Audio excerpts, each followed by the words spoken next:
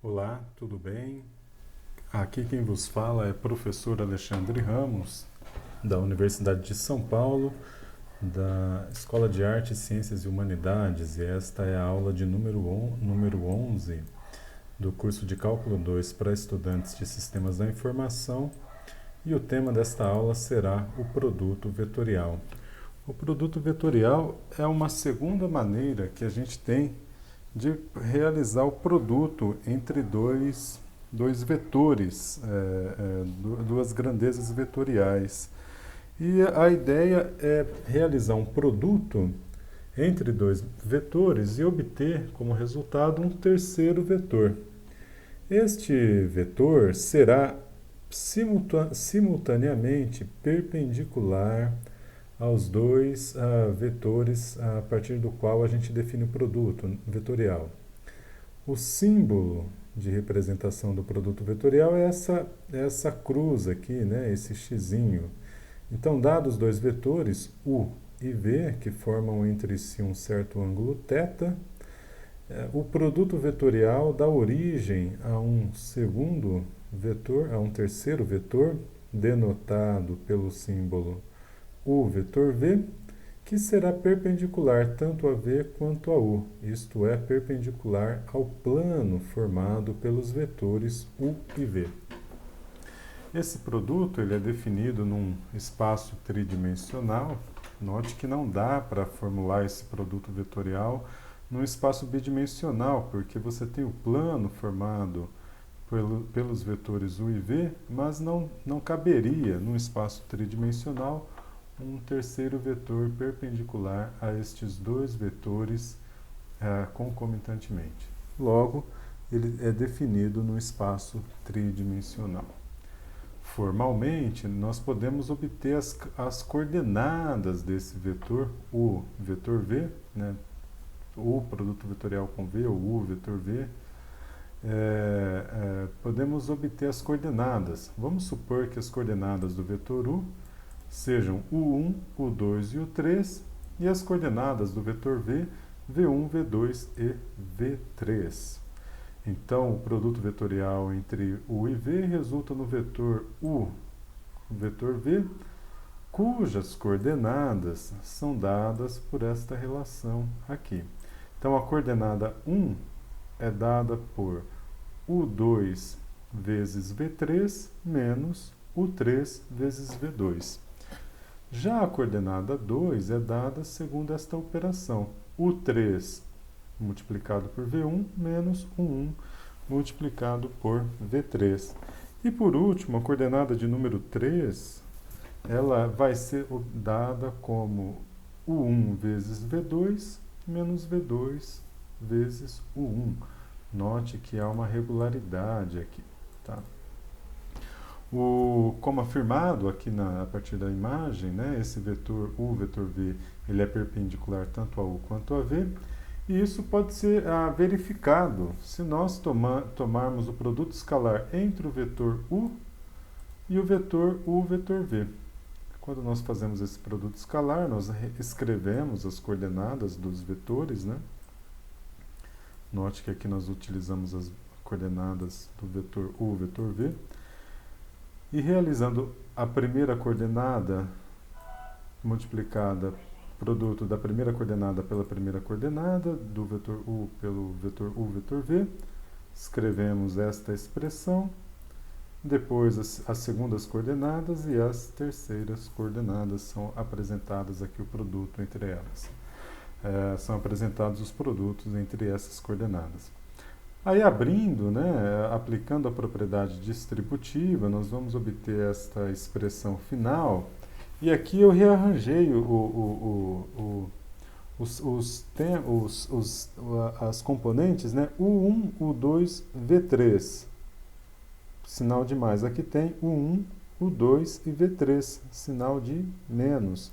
Então esse primeiro termo é cancelado. Depois temos o termo U2, U3, V1. E aqui temos menos U2, U3 e V1. Por último, temos U1, U3, V2, menos U1, U3, V2. Então, tudo isso é zero. Todos esses caras são nulos, os produtos. E agora, né, por cálculos análogos, podemos verificar também que v escalar u vetor v é igual a zero. Portanto, a gente verifica, né, aplicando essa relação, a gente verifica que, de fato, o vetor u vetor v será perpendicular a tanto ao vetor u quanto ao vetor v. O sentido do vetor, veja que ele então apresenta uma direção que é perpendicular ao plano formado pelos vetores u e v. Então nós sabemos calcular a direção, sabemos calcular o módulo também, né? Porque basta elevarmos as componentes ao quadrado e obteremos então o módulo do vetor u vetor v. E numa representação geométrica, fica faltando sabermos qual é o sentido do vetor u vetor v. Nós podemos geometricamente inferir o sentido a partir dos próprios vetores u e v.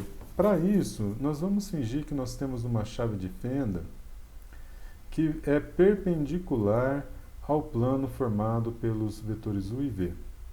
E aí nós vamos girar a chave de fenda no sentido do vetor u para o sentido do vetor v. E o sentido para onde o parafuso irá quando nós fizermos esta rotação da chave de fenda indica o sentido do vetor u vetor v.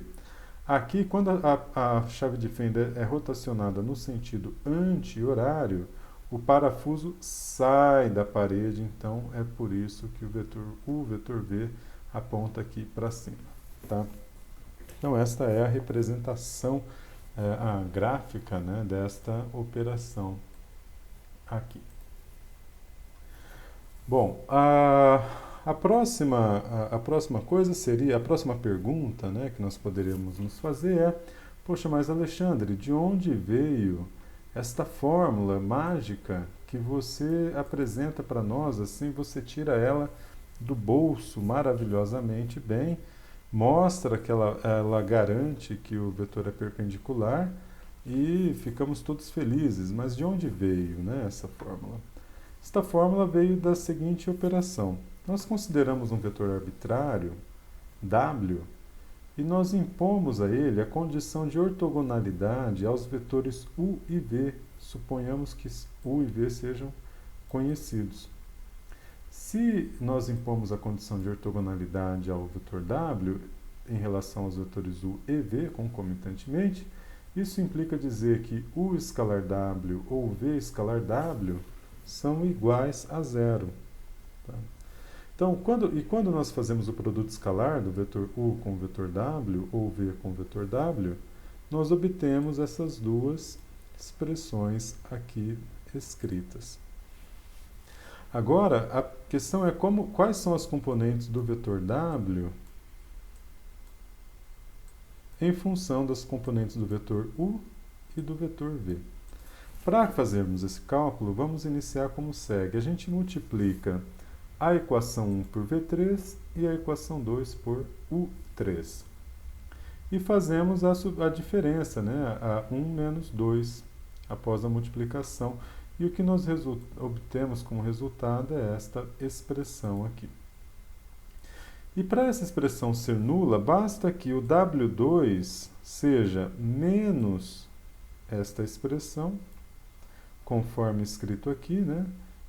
V1U3 multiplicado por menos o 1V3 aqui, multiplicado por menos. E que o W1 seja esta expressão aqui, conforme nós escrevemos nesse item. Se isso acontece, essas expressões são idênticas e aí a igualdade vai ser satisfeita. Agora, uma vez que a igualdade está satisfeita, nós podemos substituir W1 e W2, por exemplo, na equação 1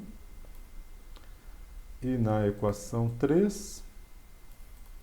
E aí nós fazemos a diferença entre elas. Né?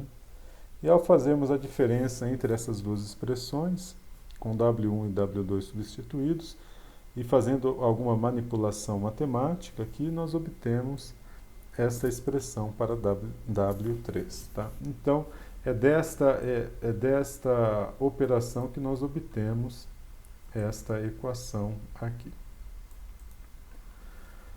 Bom, por último, vale fazer mais um comentário antes da gente fazer os exemplos. Veja, essa fórmula para W1, W2 e W3, né, a fórmula para as componentes do vetor W, resultante do produto vetorial entre os vetores U e V, ela também pode ser escrita numa formulação matricial. De fato, suponha que você tem uma matriz cuja primeira linha seja dada pelos vetores unitários I, J e K. I na primeira coluna, J na segunda, K na terceira. E aí a segunda linha da matriz serão as componentes do vetor U, cada uma na sua respectiva coluna. E a terceira linha, as componentes do vetor V. Então, se você toma o determinante desta matriz, é possível, então, obter um vetor aqui, né, cujas componentes na direção I, J, nas direções I, J e K coincidem com as componentes do vetor U, vetor V, conforme descritas tanto aqui, né, U2 menos V3 menos V2, U3, e assim sucessivamente. E então elas coincidem com a nossa definição de componentes do produto vetorial. Consequentemente, esta é uma forma alternativa para redigirmos o produto vetorial. Bom, encerrada esta parte teórica, vamos a alguns exemplos. Temos 2 exemplos sobre o tema. O primeiro exemplo diz: o produto vetorial entre o vetor U igual a 1, 3, 4 e V igual a 2, 7, menos 5 pode ser calculado usando o vetor V igual a determinante da matriz IJK 1, 3, 4, 2, 7, menos 5. E isso dá, então, I vezes 3 vezes menos 5 menos 4 vezes 7. 3 vezes menos 5 menos 4 vezes 7 vezes I. Mais J, 4 vezes 2 menos 1 vezes menos 5. E aqui está, mais K, 1 vezes 7 menos 3 vezes 2, está aqui. Então, o resultado desta operação é, o vetor menos 43i mais 13j mais k, essa é o vetor resultante do produto vetorial entre U e V. Agora aqui apareceu um erro aqui de digitação que eu vou deletar, mas não nesse instante, porque eu vou encerrar esse vídeo em breve. No exemplo 2, nós queremos calcular o produto vetorial entre o vetor U. O vetor U igual a 0. Por que você pode dizer que o produto vetorial de U pelo vetor U é 0? A gente tem que verificar isso, né? Então, o vetor U é igual ao determinante da matriz IJK, U1, U2 e U3, U1, U2 e U3. Na direção I, temos U2 vezes U3 menos U3 vezes U2, isso aqui é 0. Na direção J, U3 vezes U1 menos U1 vezes U3, isso é 0. E na direção K, U1 vezes U2 menos U2 vezes U1, e isso também é 0. Com isso, nós concluímos este primeiro vídeo da aula de número 11, referente ao tema produto vetorial. Até o próximo vídeo e bom divertimento com os exercícios ou exemplos que vocês já irão fazendo sobre o tema. Abraço e até já!